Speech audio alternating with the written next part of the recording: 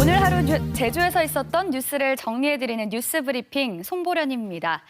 오늘 첫 번째 뉴스는 제주도 의회에서 제2공항 계획에 제동을 걸 수 있는 법적 권한을 갖게 될 수도 있어서 화제가 되는 조례입니다.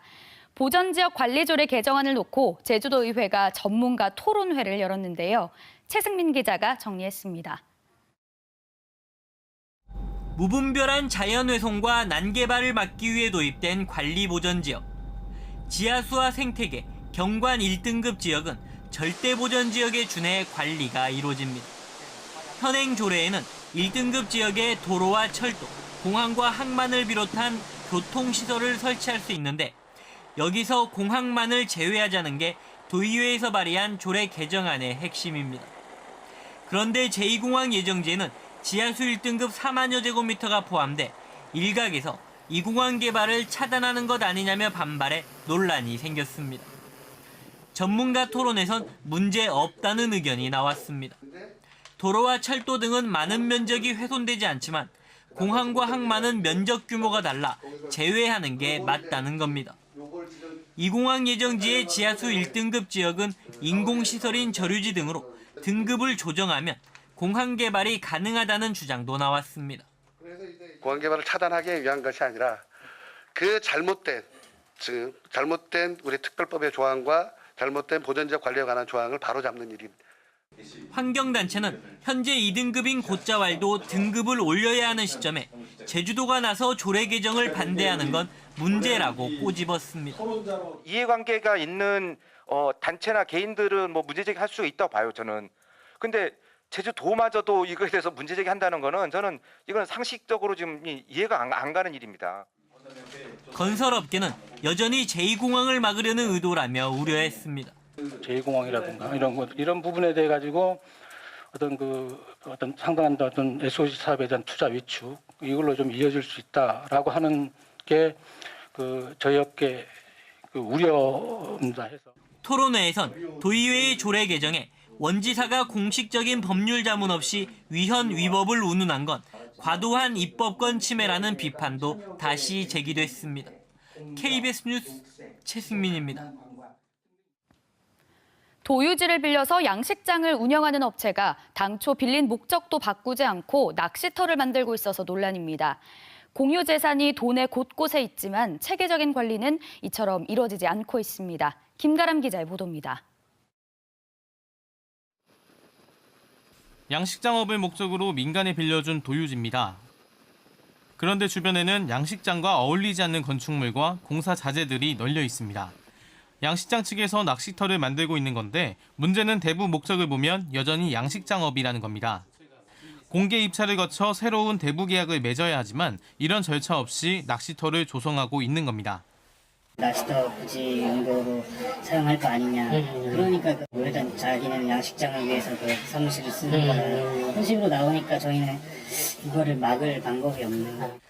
양식장 측은 대부 목적을 바꾸지 않고도 낚시터업이 가능할 것으로 판단해 공사를 진행했던 것이라며 마을의 명의로 수의 계약을 맺는 방안을 추진하고 있다고 해명했습니다. 이런 가운데 이처럼 도내 곳곳에 산적한 공유지를 전문적으로 관리하고 담당하는 주체가 없는 것도 문제로 꼽힙니다. 읍면지역 공유재산은 읍면사무소가 관리하고 있는데 조천읍 공유재산만 모두 1,400여 건에 달하는데도 관리 인원은 3명에 불과합니다. 대부 권한도 읍면사무소가 갖고 있다 보니 체계적인 관리가 어렵다는 지적입니다.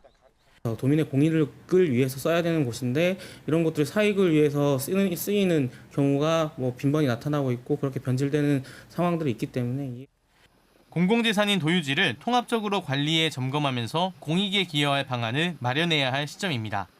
KBS 뉴스 김가나입니다.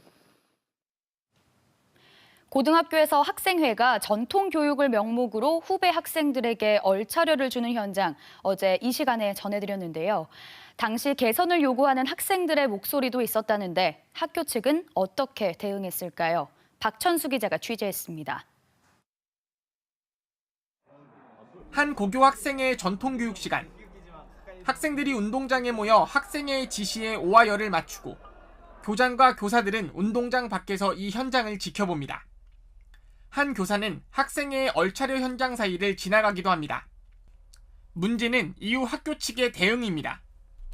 학생의 폭언과 가혹행위 지시는 학생 인권 침해라며 일부 학생들이 교장실을 찾은 건 지난달. 개선을 요구하는 호소문까지 전달했지만 학생 지도 담당 교사 등과의 면담만 있었을 뿐이라는 겁니다. 학교 내부에서부터 조용조용하게 넘어가서 잘 해결해 보려는 의도가 있었는데 그런 의도에서 찾아왔지만은 결과적으로는 그렇게 크게 달라진 점은 없었습니다. KBS가 취재에 들어가서야 학교 측은 전교생을 대상으로 인권교육을 하겠다고 해명합니다. 전체 학생들 교통 예방 교육 할 때 있거든요. 그럴 때 전체 학생들 앞에서 절대 있어는 안 된다고 제가 강하게 그 얘기를 할 거고요. 학교 측은 당시 얼차려 장면을 목격했을 땐 제지했다고 밝혔지만 적극적인 조처였다고 보기엔 아쉬운 대목입니다. 교사들이 더 먼저 이런 인권의식이 깨야 되고 이 속에서 이런 문제를 먼저 나서서 해결돼야 됨에 불구하고 방관적으로 있다는 것에서는 좀 아쉬움이.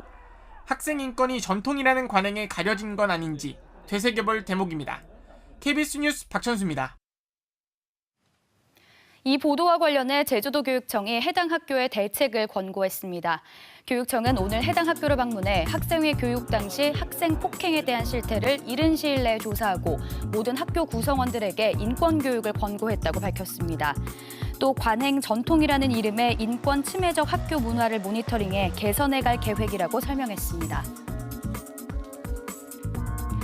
감사원은 거점 국립대학 교육기반 조성실태 감사 결과 제주대가 2001년 종합문화센터 신축 사업비로 받은 12억 9천만 원을 공대 4호관 신축 사업에 집행하고 시설 확충 사업 중에 잔액이 발생했지만 관련 내역서를 교육부에 제출하지 않은 사실을 확인했습니다.